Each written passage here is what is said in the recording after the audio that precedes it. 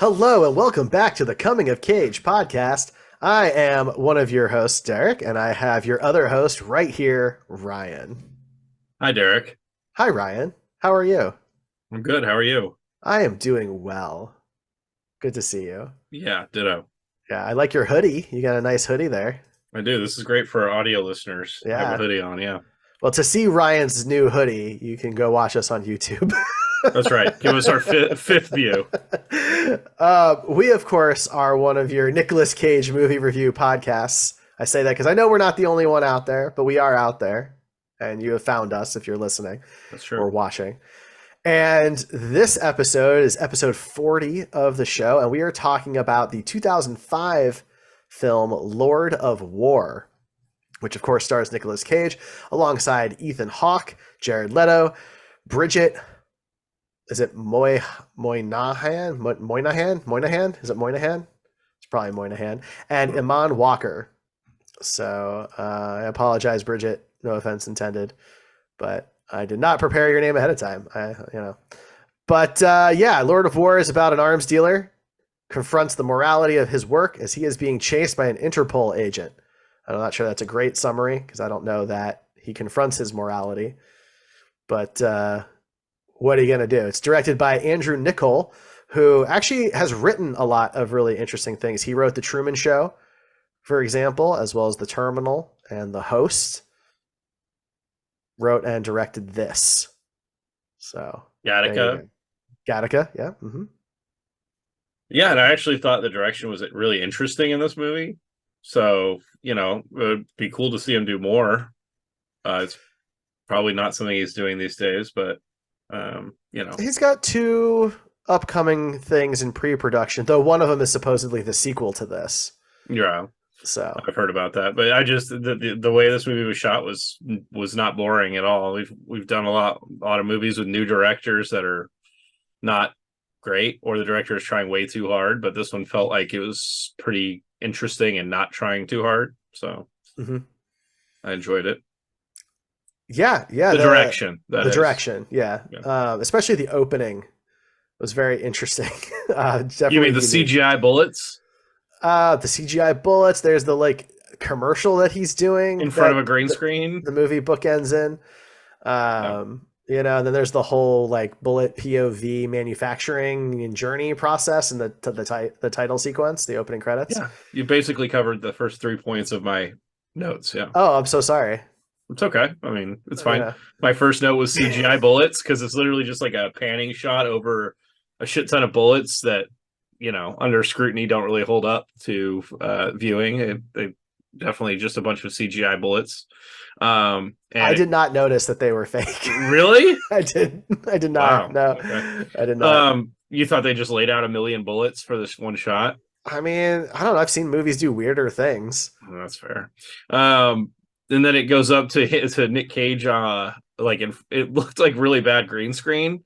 Yeah, You noticed that, right? I absolutely noticed Okay. that. Yeah. Yeah, and he's standing there like selling guns, essentially. Like he's trying to do a salesman pitch for guns. Mm-hmm. Yeah, and then it cuts into like this interesting, also very CG heavy intro where you see a bullet being built and sold between countries and crated and sent to other countries, and the bullet always ends up facing outside of the box so that you can see what's going on, which is very fortunate.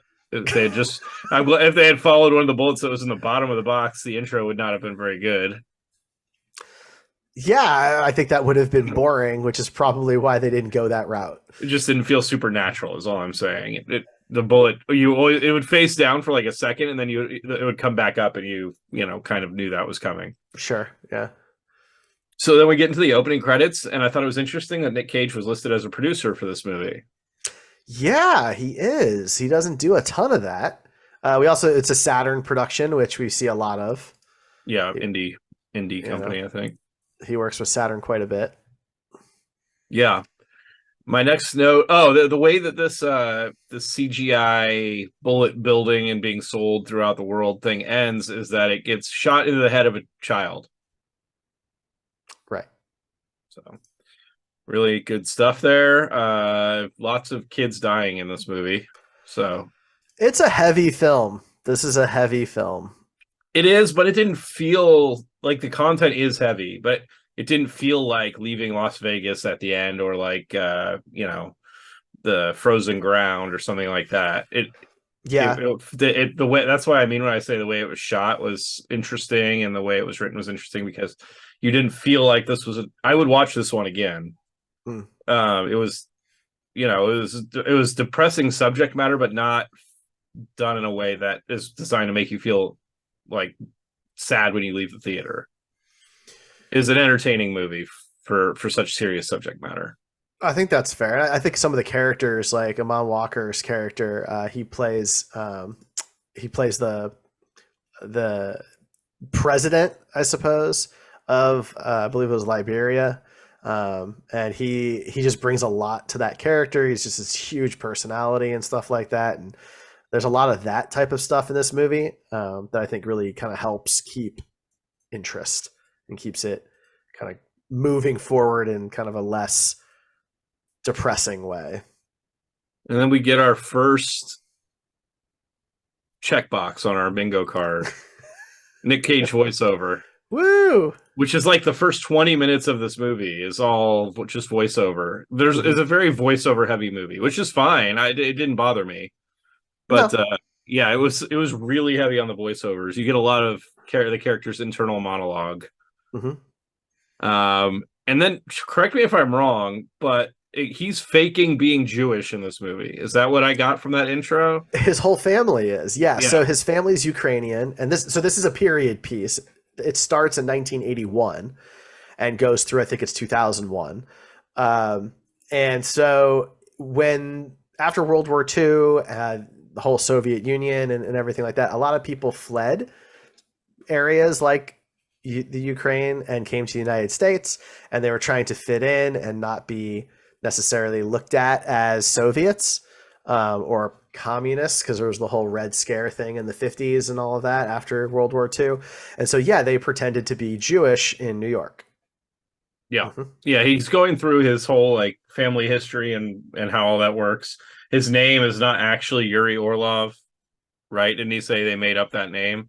Yeah, it's a made up name. I forget what his real name was, but and yeah, they're pretending to be Jewish. Mm-hmm. Although his dad is very much a practicing Jewish man. I mean, he is going to church a lot, and temple. Yeah, he's going to practice his religion. Sorry. For all intents and purposes, the dad is Jewish, but in this movie, his wife is not super thrilled that he has gone into method acting for this, but yeah. And so at this point, Yuri is working for his parents at this restaurant, right? It's a restaurant. Yeah, they own it. It's their restaurant. Yeah. And so I think, wasn't he delivering food or picking up food? He's picking something up when that shootout happens. So he was supposed to go check on the specials. Is what he was supposed to be doing. So I think he was supposed to. He was going to a competitor to shop. Right. Exactly. Yeah. Yeah, and then he goes in there, and a couple of mob guys or something like that come in and start shooting up they're specifically targeting people, like certain people. One guy. They're there to kill one dude. Yeah, who does the stereotypical table flip that he hides behind. Yeah, and Yuri is obviously not one of the ones that they're trying to kill, so he's just standing back behind watching this. And after it's over, he picks up a bullet off the ground, or a casing, I guess. I think it was a spent casing, but and he realizes that that's what he's called to do, is sell guns, even though he doesn't know anything about guns. That was a weird leap.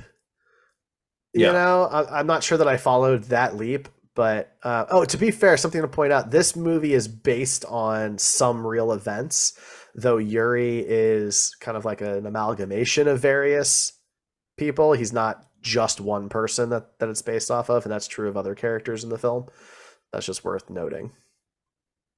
Yeah, and so this shootout makes him decide that he's going to be a gun runner, essentially, somehow. That's probably the biggest leap of faith in the movie. Yeah.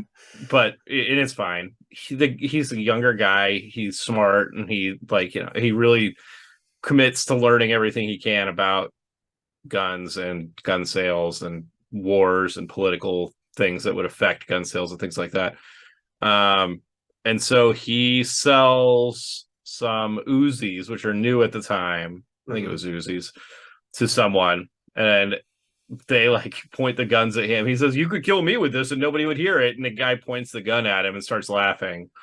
And so that's his first sale. And then he goes to his brother, who's played by Jared Leto. Yep. Who I'm not the world's biggest Jared Leto fan, especially his recent stuff, but he was really good in this. I agree. I kind of wonder what happened to that Jared Leto. You know what I mean? That's fair. No, he was good in this. To me, he's kind of the heart of the film. Yeah, exactly. You know? Yeah. Where in all those more modern films, for me, he felt like he's trying to be the center of attention in every scene he's in. And maybe he is the main character in some of those scenes or in some of those movies, so that's fair. But you can be the main character without commanding all the attention of the audience. I think this character was a little bit a little unassuming, right? He's playing second fiddle, and I think that it just fit him very well. But I think this was pretty early in his career, wasn't it? I mean, so the movie's 2005. Jared Leto was born in 71. I guess he started in 92, 93, but so he didn't do anything really big. I guess American Psycho was before this, and Fight Club. I forget he's in American Psycho. No offense to him, but yeah, he was also really good in Fight Club and American Psycho. So I mean, I don't know. I guess I just prefer early Jared Leto. It's I never really realized that, but yeah, Phone Booth was really good. Requiem for a Dream. I mean, there's some good ones in there. It doesn't seem like he really started to get noticed until Fight Club, at least by non-indie stuff. Anyway. So he goes to his brother, Vitali, that's Jared Leto's character, and says that he wants him to be a part of this. He pulls him up to the roof of the restaurant and has a conversation with him, and his brother's like, "What? You're selling guns? What do you know about guns?" Which is a fair question. Which is a really fair point. The character's never expressed any interest in guns up to this point, and so But eventually, it's a brother, so he's going to support his brother, and that's what brothers do. And in the movie world, that's what that's right. What they do. Not always in real life, but so they team up, and we get a nudity and Nick Cage sex scene, so that's fun. And he's also doing it with his brother, in the next room, who's also having sex. So. Yeah, that was kind of weird. Go them. And Nick does not seem really into it at this point. He's just kind of laying there while this girl is, doing her thing. So, hey, man, that seems like a theme in these movies, right? The one where he was Abraham Lincoln and was doing it. He was not into it. He was just sitting there while the girl's just going to town on him. Oh my God, he was Abraham Lincoln. In The Weatherman, In The Weatherman, yeah. Oh my God, that was just last episode. That was our last episode. I feel like in a lot of these movies, maybe we should add another box that's unenthusiastic Nick Cage sex scenes. Yeah, making the note. I'm making the note. I mean, we don't have to, but it does seem like it happens more frequently than you would think. No, I think that's fair. It does. It happens quite a bit. My next note is more kid death. Yeah. I don't remember what that was specifically about, but just another kid dies. Is that? I don't want to jump too far ahead. Is that when they're in another country and they almost get shot because they're behind a wall or whatever, and he drops all the money and?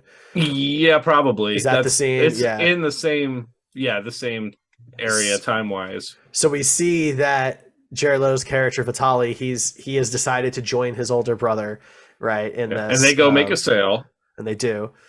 And then this is where you get the initial glimpses that Vitali maybe has some problems with what's going on and isn't sure how to cope with those things. And Yuri, Nicolas Cage's character, is clearly more focused on the transaction. He's focused on the business. He's focused on the money, that sort of thing. Yeah. So they're leaving this transaction, and they're walking along this brick wall, and a bunch of bullets come through the wall, and Vitaly immediately pulls out a gun. Obviously, if you're a gun runner, you're gonna have guns. But he's looking through a hole in the wall to see who's shooting at him, and he sees that it's basically a bunch of children and teenagers that are lined up in front of this wall, like execution style. Like there's a term for that type of execution, where they just have a line of people with guns. Well, it's a firing squad. Yeah, that type of execution with multiple kids or young people all being murdered. And instead of like caring about that, they just gather their money and go the opposite direction. So yeah, that's like we said, it's pretty serious subject matter, but it's handled in a way that's just not. It is less depressing than it should be.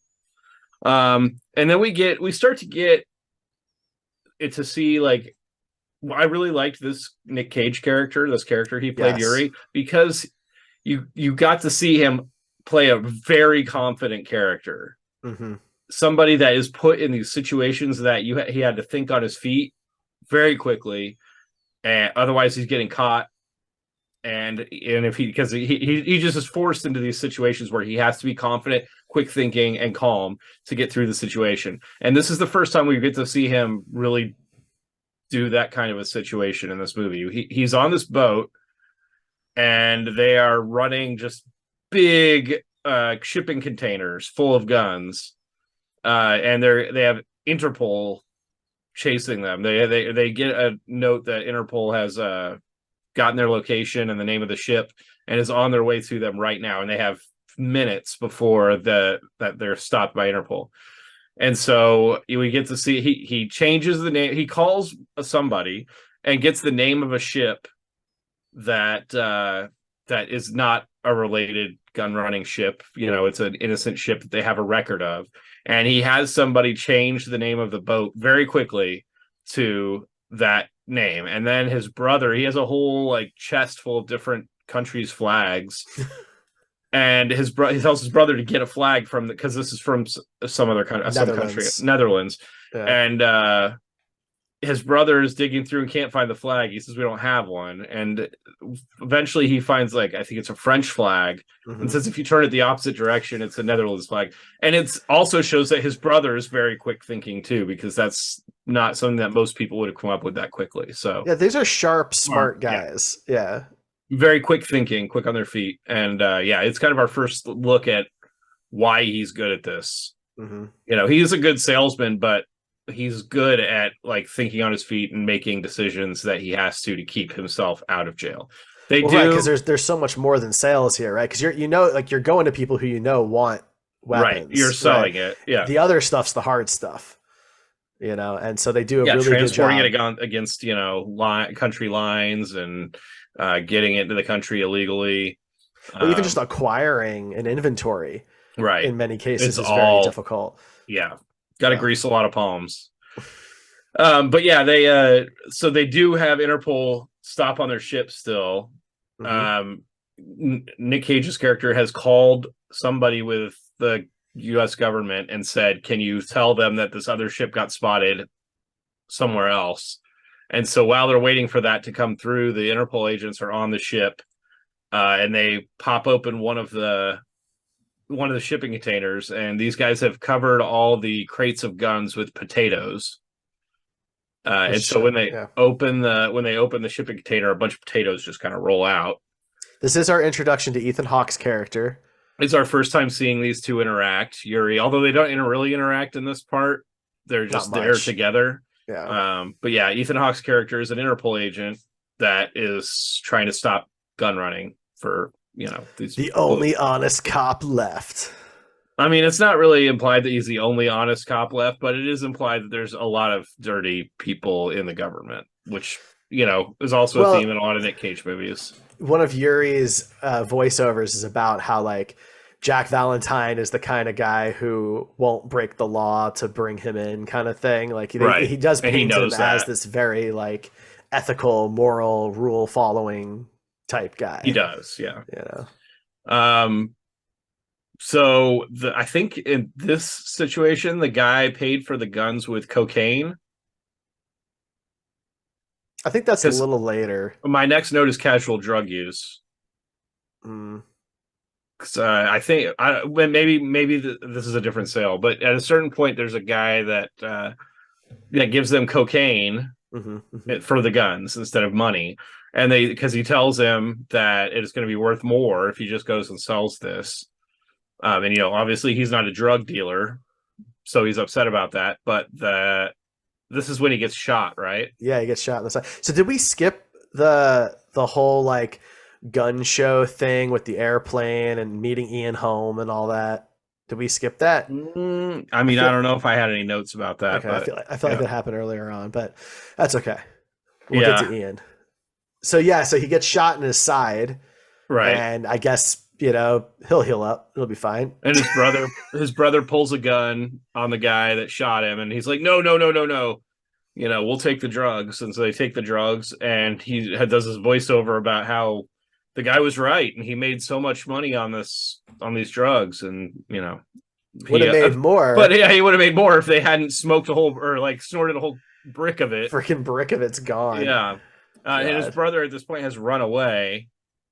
Yeah, he just vanishes into another brick. country. Yeah, it's amazing.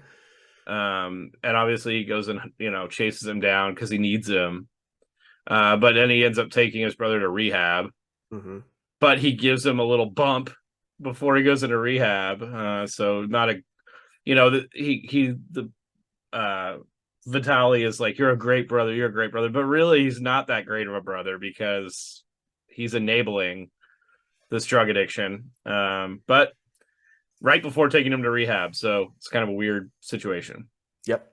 Mm-hmm. So I think this is where we get like a real introduction to his wife, or his soon-to-be wife, Ava, because he goes through once he drops his brother off at the rehab. He books a whole like hotel resort for a fake photo shoot for her and pays her to be there, and then the photographer cancels, right?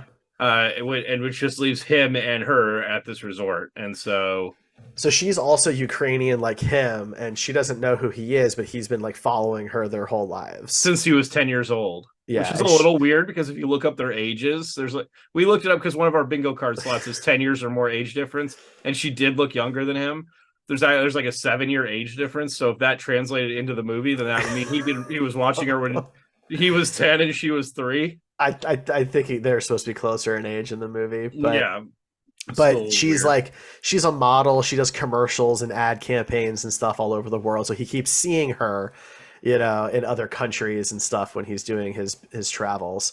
Right. So. And he kind of manipulates her, and she ends up falling in love with him. What do you mean, kind of? I mean, he doesn't lie to her about what he does. He just doesn't tell her. Dude, this is a full. So first, the situation is manipulative. Yes, absolutely. All of it is massively manipulative. He lies about the photographer. He lies about the hotel. He lies about the private jet. Right. And then he doesn't ever really tell her what he does, which is a lie of omission. And she knows that she shouldn't ask, and she doesn't. So she's also just kind of willing to play along with it until later. The ostrich thing, putting your head in the sand and ignoring everything around you. Yeah.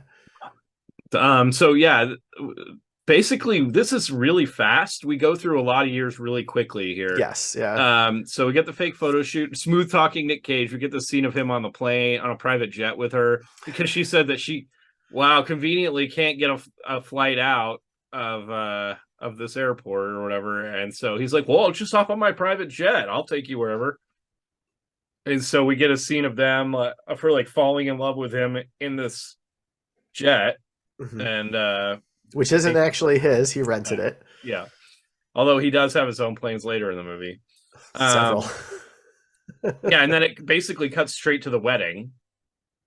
Yeah, that's like a cut. Like there's nothing in between. We never see them date. Right, it's very jarring, but it's an interesting situation. We basically cut to the reception, and right, the wedding's over. Yeah, Yeah, and then we cut to they have like a 3-year-old. So I mean, it was a lot of years in a very short time frame Yeah, here. And it's interesting the way that they try and show you what year it is because they use different real world events. Like at one point, I think I have a note for it later, but they show like the OJ trial they to let you do. know that this is now the 90s, Yeah, and different things, they show the fall of the Soviet Soviet Union. Union. Yeah, exactly. So that's how you're kind of tracking what year it is by these real world events. If you know what year those happened, I guess a lot of Well, people these days don't. they do show year tags when they show the locations when they're Hmm, moving around. They show what year it's in, but it jumps that's around a fair. lot. It really jumps around a lot. Yeah. Um, So yeah, we should probably cover the guy from the gun show because I don't have any notes on that because it wasn't really an exceptional scene. But at one No, point, him and his brother do go to like it's not really a gun show so much as it is like a machine of murder show where they have like tanks and like well, they're so selling like surface to air missiles, which I've been to gun shows. Not a lot of that at gun shows. not a lot of those in Not a there. lot of tanks for gun shows. It's more like people trying to sell to the government type of Yeah, show rather than like your typical gun show at your local convention center. and they get in there because there's a piece where we find out one of the guys at their dad's temple has connections in this world, and so Nick kind of befriends that guy. He tells him to go talk to Ian Holm's character, who is Simon Weiss, and that's at this event. And I mean the events. I mean, I don't know how realistic this is, but like there's an airplane and there's women in like tight, skimpy camouflage, kind of dancing on these planes. The guys end up taking. That's who the guys have sex with, by the Yeah, way, in the that's first not sex scene. unrealistic. No, Just okay. FYI. I mean, every kind of convention you go to has like, well, maybe the sex part is unrealistic, but every kind of convention you go to that's focused on especially like male dominated things Well, like because cars this, and guns, they're always going to have booth babe type but since people. this isn't like a consumer event, That doesn't matter. I just figured it'd be handled a little bit different. But it was very like, it felt Yeah. very Americanized. I'll just say that. And yeah, that was earlier in the movie when they were having the unenthusiastic sex. That's who they were having Yes. sex with. So yeah, Yeah. that happened much earlier in the movie, but that character is going to come back. Anyway, Yes. when they run into that character, he says something like, you're too amateur. You can't handle the big dogs. He doesn't really say that, but it's that kind of implication. You're too small potatoes for me to have a deal with. Right, because like Nick is like selling weapons, but Ian Holm is like changing governments and nations and things Right. like that. And his big thing is that he's picking a side. Right. In these political scuffles or like freedom fighter type scuffles. But Nick Cage's character, as you see throughout the movie, is not picking sides. He's selling to whoever he can, both sides. Yep. Whatever, he doesn't care. And funny enough, that doesn't really bite him in the ass at all in the movie. I thought that was kind of going to be a point later that like somebody's going to find out that he's selling weapons to both sides, and but no, never really does. No. So yeah, again, after it shows he has children and everything, it shows him taking to his brother to rehab again, Mm-hmm. and giving his brother drugs again before rehab, and yeah, then he flies out to I think it was the Ukraine where he has like an uncle Mm-hmm. in the military, Yes. and so he basically manipulates this uncle who doesn't really want to give him this thing that he wants. He gives him And like a briefcase full of money. he has a bit of a problem with alcohol that's called Yeah. out in the movie, and you see him drinking almost nonstop. And he gives him alcohol and gives him money and basically manipulates him into giving away or selling, whatever you want to call it. He's giving this guy money for access to just take all these weapons. He's not, buying the weapons necessarily. They're basically forging the inventory documents, and claiming that so the weapons are falling off the truck, essentially. Right, exactly. Yes. Except in this case, it's not just guns; it's tanks. Bunkers. Yeah, and there's like a helicopter at one point. Yeah, 7 helicopters. I think he mentions or something. Yeah, so it's literally like these huge concrete bunkers full of thousands and thousands of weapons, of military aircraft, tanks, things like that. Fun fact, that giant line of tanks in the movie, those are real.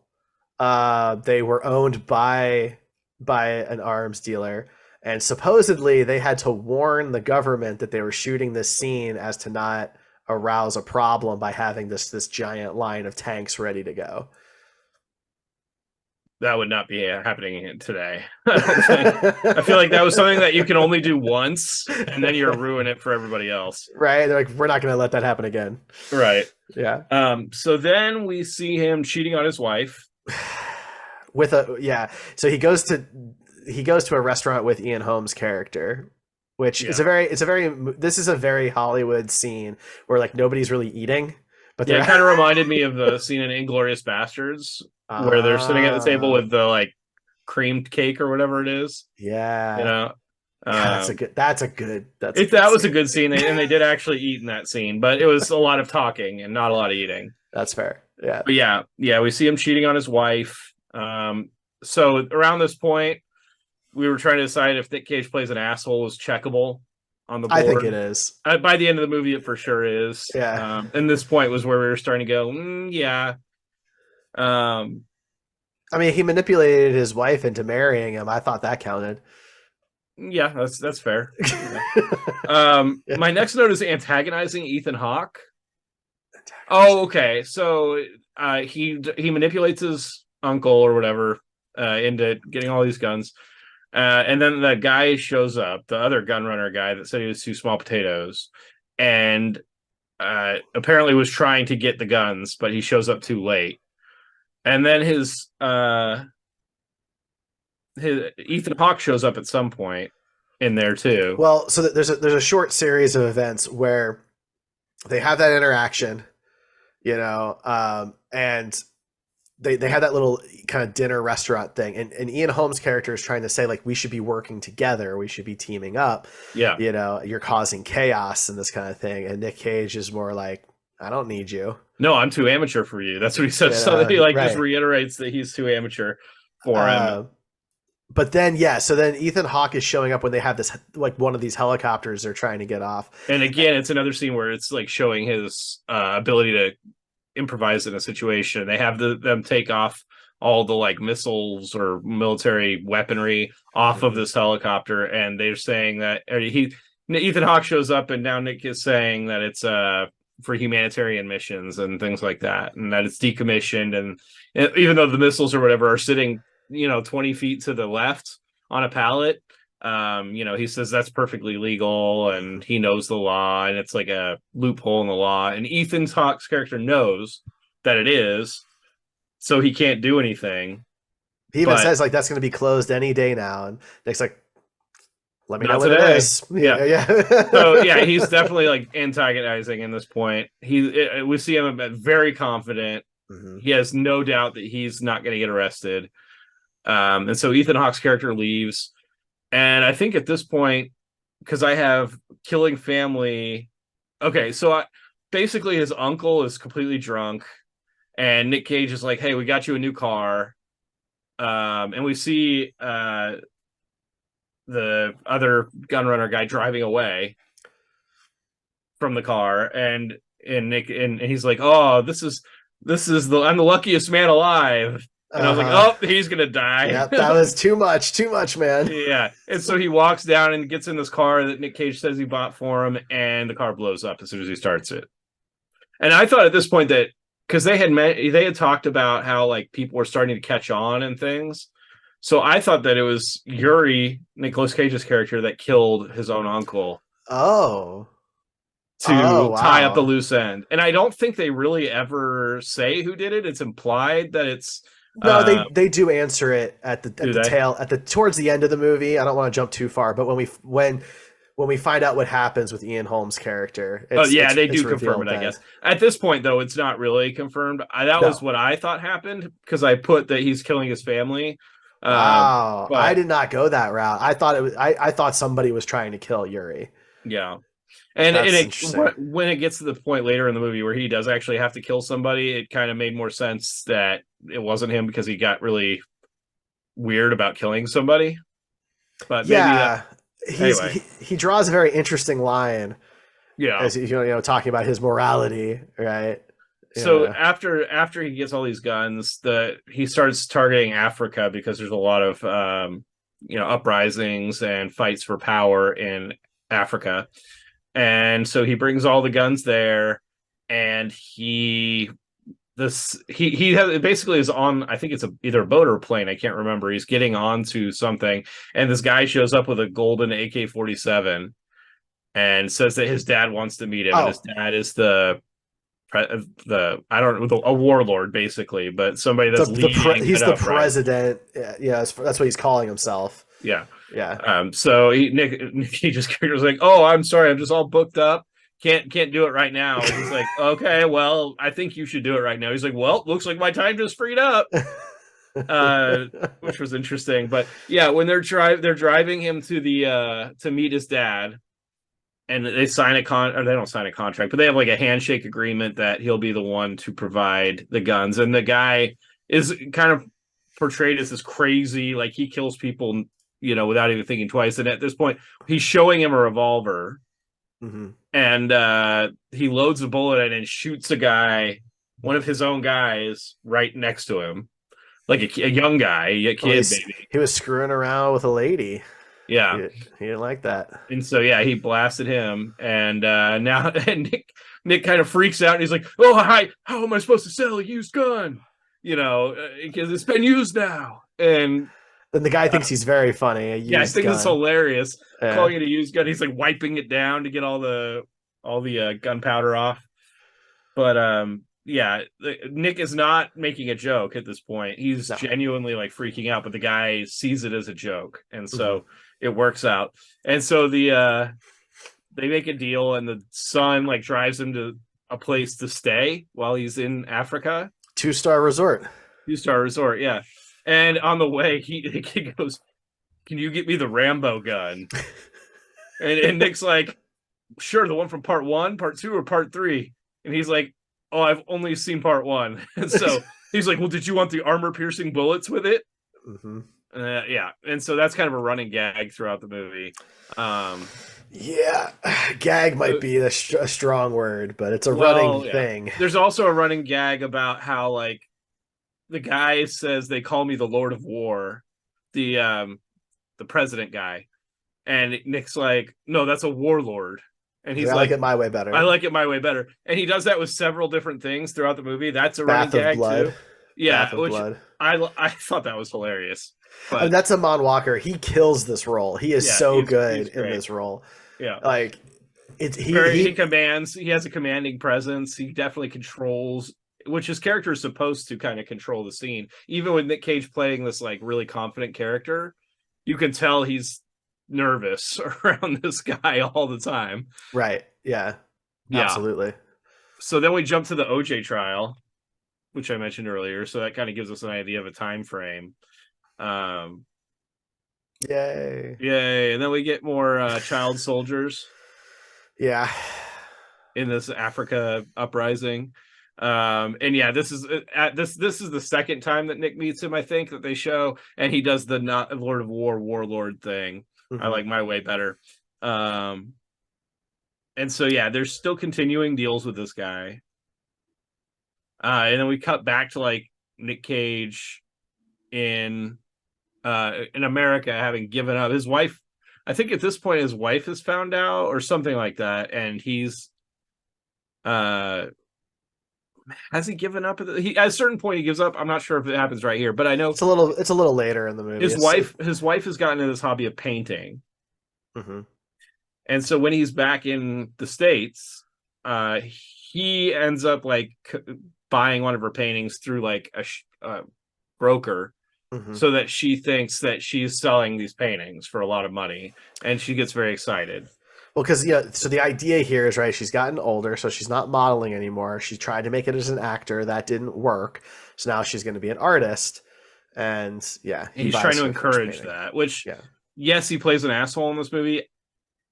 He does genuinely care about her. I feel like it's not like a fake thing, because no, he loves her. That's a really nice thing to do.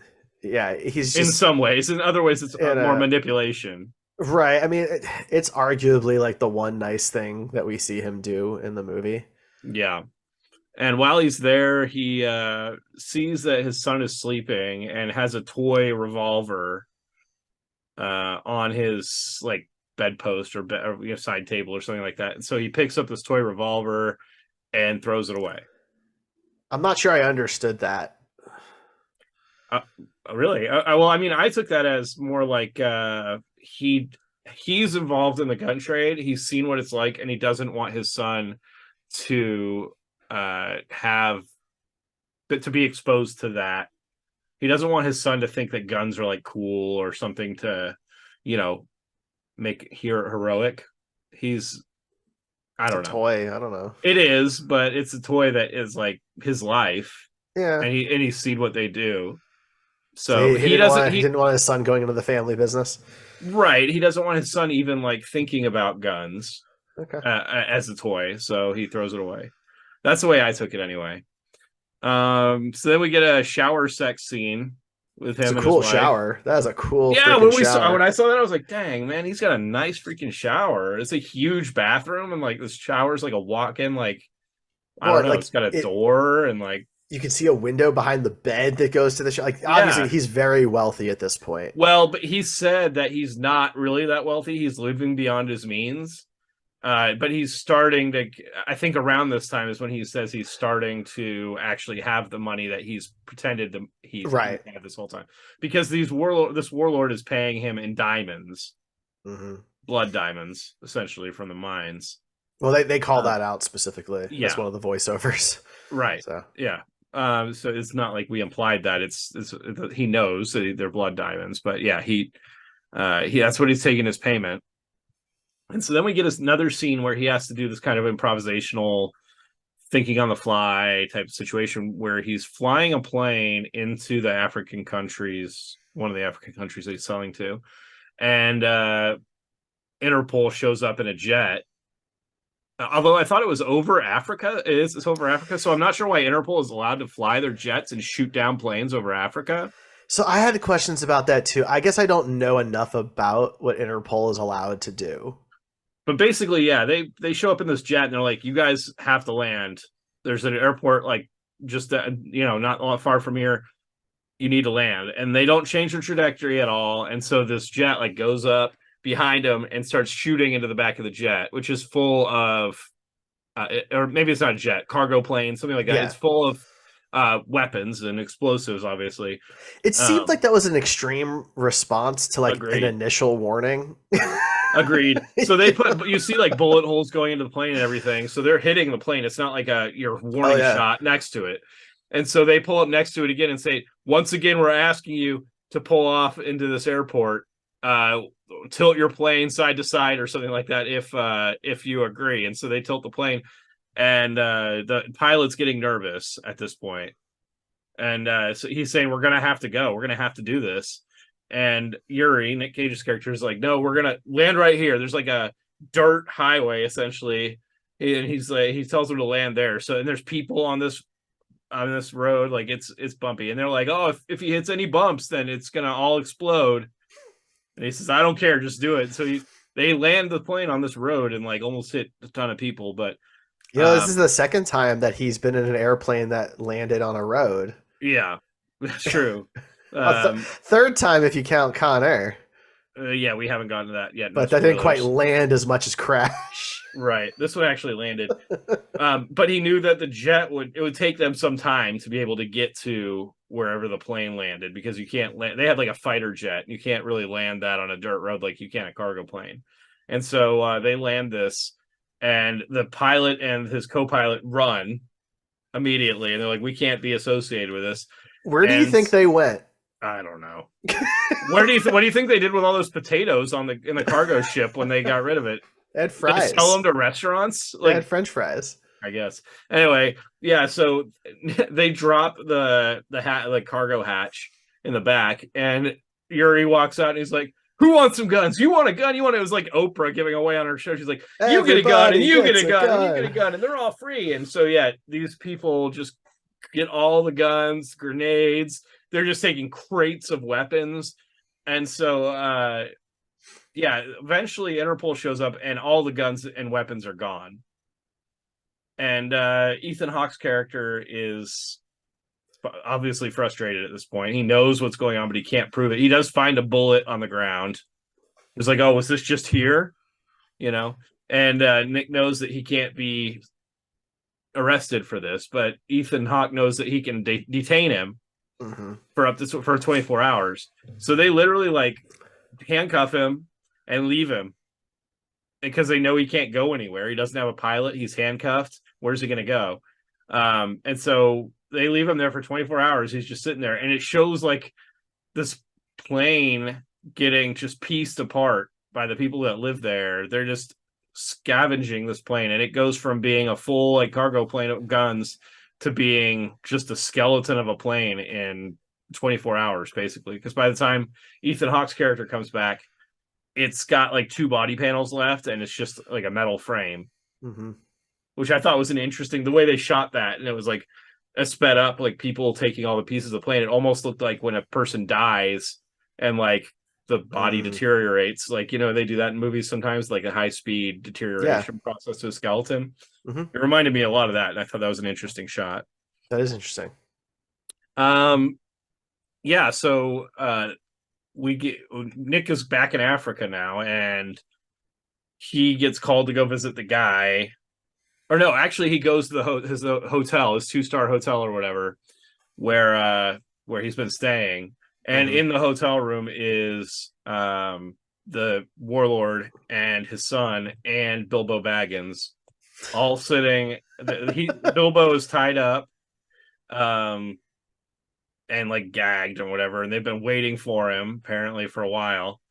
And yeah, they're like, we thought we were going to get to kill him without, or have to kill him without you, but here you are. And so they basically put him into a situation where he wants this guy dead, but he doesn't want to be the one to do it. So the warlord puts the gun in his hand basically, and like holds his hand onto the gun and points it and pulls the trigger. And at this point, before he pulls the trigger, we find out that he was the one that killed his uncle. Right. And yeah, he gets shot in the head and dies. And at some point, one of these visits to this 2-star hotel, he has 2 women there waiting for him. That's the first time. The first time, yeah, when the son brings him there and asks about the Rambo gun. And he talks about how, you know, it's tempting, but there's an AIDS crisis going on in Africa, and 1 in every 4 people have AIDS or something like that. Or 1 in every 8 people. It was some crazy. It was 1 in 4 is what the movie said. I don't know what the real number was, but so they were like whipping his belt off, and like they were gonna go for it, and they said, "Oh, don't worry, we're clean," and he declines after letting them like kiss all over him for a few minutes.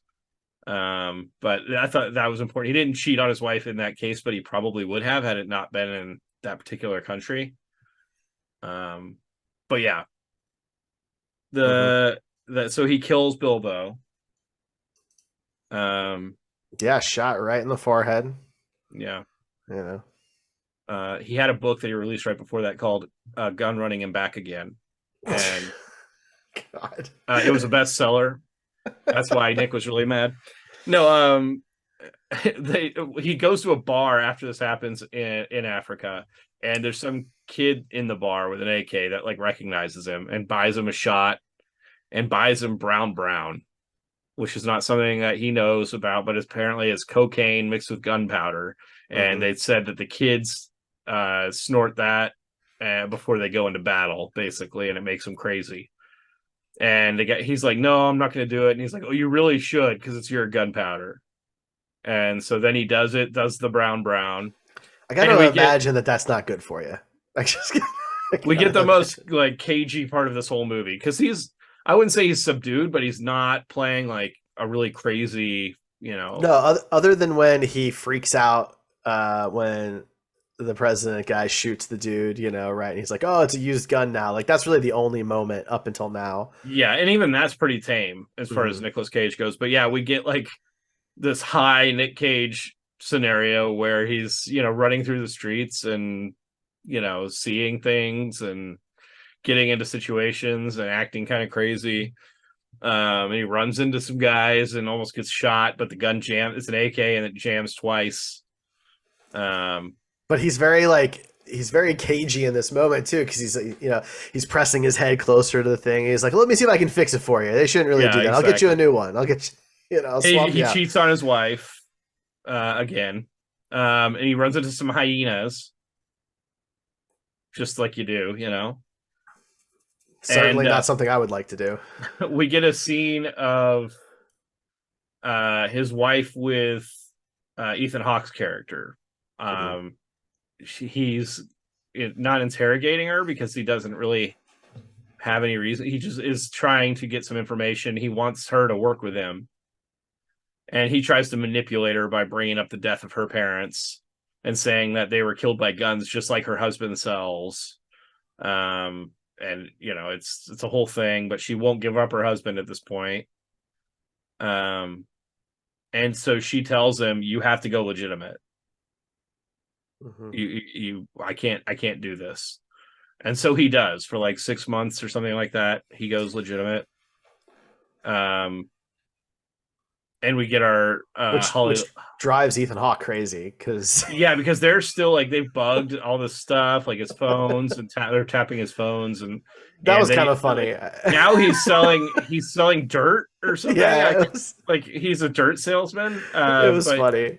yeah, they're like, oh, that's got to be code for something. No, no, all the phone numbers check out. It's and so we get Hallelujah, the song, which Derek and I love so much from Zack Snyder movies. It's better in Zack Snyder movies. Yeah, it was fine in this. It was just a weird place for it. So at a certain point, the president guy shows up to his house in America. Well, It's he's like we there haven't like for the UN, for a UN conference, yeah. And he goes to this random guy's house, which should have been a flag to Ethan Hawke right away. You would think so. I don't know how that doesn't come back up at any Right? point. But yeah, he doesn't know anything about this, and so the president guy meets him outside of his house and is like, "We need stuff right now, and we need your skills." And so he's like, "No, I can't. I'm gone legitimate." And the guy's like, "No, here, check out this diamond. You're coming. You're gonna do this." And he gives him this huge fucking like It's diamond the size huge. of a golf ball. Yeah, it's pretty intense, and that's Yeah, a hard thing to say no to for right. old Yuri. Yeah, and so he goes and gets his brother, who's clean now. So this is where things get real tragic. For Vital, because he's finally clean. Like, we have seen him drunk and high most of the movie. He's got seemingly like hooker prostitute type women that he's bringing into the house and stuff, and Yeah, he goes to rehab like multiple times, and now he's clean. He's been clean. He's got a girl who he really thinks he's going to marry. He's making plans to open his own restaurant. Like, the dude's finally like got his head on straight. yeah. And his brother shows up and says, "I really need you. I really need you." He's like, "No, I can't do it. I can't do it." But his brother manipulates him, because that's what he does, into doing it. And so he tells his wife that he's going on some sort of business trip, and he goes and tries to do this sale. And meanwhile, his wife, he leaves for the business trip, but his wife follows him, and it says something like in the voiceover, like, "I've been followed 100 times, and I've always been able to notice it, but not when it's my wife." Yeah. And so his wife follows him successfully, and he goes to this shipping container where he has like his office, basically, that we've seen a few times in the movie up to this point. All of his correspondence, records. He's got some Passports, example guns, weapons. Yeah. yeah, Her painting. computers. Yes. And so he leaves, and so she goes to the lock and she tries like his birthday, her birthday, his social, stuff like that for the lock combination. She tries his son's birthday, and that gets him in. And so she goes in there and she sees her painting, and she sees like all these passports with different different countries' passports, with his picture in them, things like that. And so she knows that he's not legitimate now, and he's been doing something. So she lets Ethan Hawke know. I think that's what it's implied at this point, Yeah. right? Oh yeah. Yeah. Yeah. And so yeah, then we see Vitaly and Yuri in Africa again, trying to make a sale. and his brother goes and looks like over the hill that they're on and sees like this group of people and sees one of them just chopped up with their kid, just get chopped up with machetes, super dark. And he realizes that they're just going to buy these guns and grenades and stuff from him and then go and massacre this little village of people. And so he goes and gets his brother and he's like, we can't do this. They're just going to go kill all these people over here. And so at this point, or at least I felt like I knew, and I'm sure you did too, that as soon as his brother grew a conscience, he was going to die somehow. And so his brother kind of plays along. And Nick's like, no, we got to do this. We got to do this. We're already here. They'll kill us if we don't do this. And so he plays along and he walks over to one of the trucks of weapons casually and opens it up and with a crowbar, and it's full of grenades. And so this guy, the son, I think it was with the golden AK-47, right? Was that who came up? Yeah. Comes up behind him and he's like, what are you doing? Step away from that. And he whacks the dude over the head with a crowbar and then grabs the grenades and throws one into one of the trucks, which explodes. And he starts running towards the other truck and gets gunned down and is still trying to throw the grenade even after he's been shot probably 15 times and gets shot some more and then dies. And Nick grabs the grenade, which had the pin pulled and everything, and puts the pin back into it. And then goes and sits down at the table after just watching his brother die. And the guy cuts the diamond amount in half, since now he only has one truck, and gives him the half of the diamonds. Which I thought was a very measured response. Absolutely. Like that guy is handling things better than most people probably would in that circumstance. But don't worry, Nick got the sale. So he got the sale, yeah. And then we see him like trying to travel back to America with his brother's body in a casket. He paid somebody to remove all the bullets, a surgeon to remove all the bullets. Nobody's going to question all the holes apparently, but they'll question all the bullets because I guess they go through X-ray. Yeah, and the bullets will show on the thing. But they missed one of the bullets, and so they get stopped. And Ethan Hawke's character is there. And well, no, he gets arrested by somebody else, but he gets interrogated by. But Ethan Hawke's character shows up shortly after. Yeah. He's like, "We finally got you," and we get this really great scene, of him like sitting in custody, and they're talking about like how Ethan's character Jack Valentine is very happy. He's finally caught him. He's going to jail. There's no way he's going to get out of this. And we see it's kind of a trope. You've seen it in like Mission Impossible movies and things like that, where Yuri is like, well, let me tell you what's actually going to happen. There's going to be a knock on this door in 37 seconds.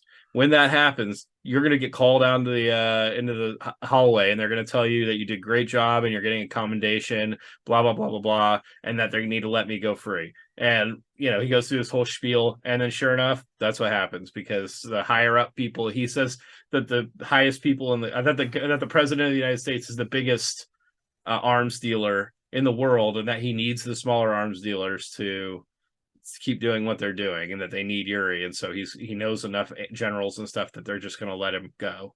Mm-hmm. And so, yeah, at this point, his wife has left him, his brother's left him. Well, his dad, his parents have disowned him. His parents have disowned him. Yeah, so he's got nothing at this point. He's just kind of alone, and that's pretty much how it ends. We get the CGI shot from the beginning with the green screen and the bullets, but in reverse. Right. So that's the movie. That's the movie, yeah. So he doesn't get caught. He doesn't die in the end, which is surprising. He does not die in the end. That's right. Ethan Hawke tries but fails, and yeah, I mean, he just continues. Yuri just goes on selling more stuff. It doesn't seem to have really impacted him much. Right. His wife was like the love of his life, right? He's got a kid. He lost his brother. He's like, all right, well, I got another sale to make. Just kind of moves on. And that's it. That's the end of the movie. Yeah. The movie. Overall, I enjoyed the movie. I thought it was pretty good. It's probably not like at the top of my list to rewatch, but we've watched a lot of movies that I would never rewatch. And so, it was nice to have a movie that was one that I would potentially rewatch at some point or watch a sequel to. Sure, I think that that's fair. Like, it's a very well-made movie. Yeah. It's got a good cast. Like you said earlier, the direction is unique and interesting and in positive ways. You've got a couple people like Eamonn Walker who just like steal the scene every time they're in there and create these very interesting characters that are very just compelling to watch, even though most of them are terrible, like doing terrible things, but you can't stop watching them just because of how amazing of a job these actors are doing. Yeah, that's the movie. So now we got to rate the movie. For those who don't know, we have our Cage-O-meter. We score movies 0 to 20, 0 low, 20 high on overall quality and then overall caginess. So, Ryan, for quality, where would you rate Lord of War? I'm thinking probably somewhere in like a 12 to 13. Yeah. I don't know. Where are you at with it? That's interesting. So, I mean, I was feeling pretty good. I was going to give it a 14. Wow. Okay. That's what I was thinking. So, do you want to give it a 12 or do you want to give it a 13? I'll give it a 13. It was pretty good, and it was better than a lot of the movies that we've watched. So, yeah, I agree. I mean, we gave Season of the Witch a 12. Yeah, and this was probably a little bit better than that. So I think it was a 13 little bit. Seems fair. Yeah. Yeah.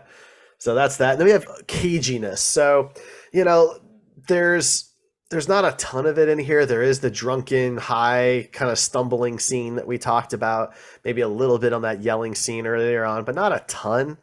So, I don't want to go too low, but I certainly don't want to go too high. So I was thinking maybe like a 4. Yeah, I was thinking a 4 also. So I think that's a good spot for it. Okay. All right. So we got a 4 on caginess, a 13.5 on quality.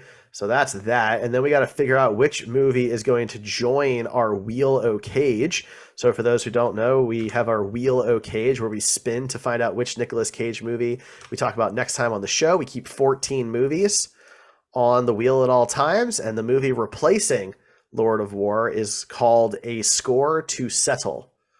So that's joining the wheel. So to find out which Nicolas Cage movie we talk about next time on the show, check out our Wheel O' Cage spin. You can find us at comingofcage.com or at comingofcage on your various social media platforms, including YouTube. Ryan, anything else for Lord of War? Nope. I'm interested in seeing the sequel if it comes out, but I'm not holding my breath for it. Yeah, I'm very curious if the sequel will be made. The primary character that Yuri is based off of did get arrested in 2008. So we could go through the end of this movie to then and kind of what happens with that, but I'm no expert on the subject, so I guess we'll have to wait and see. Yeah. All right. Well, then that's going to be it for us this week. Thank you so much for listening to the Coming of Cage podcast. We appreciate you. Find us at comingofcage.com and at Coming of Cage. I'm Derek. That's Ryan. See you next time.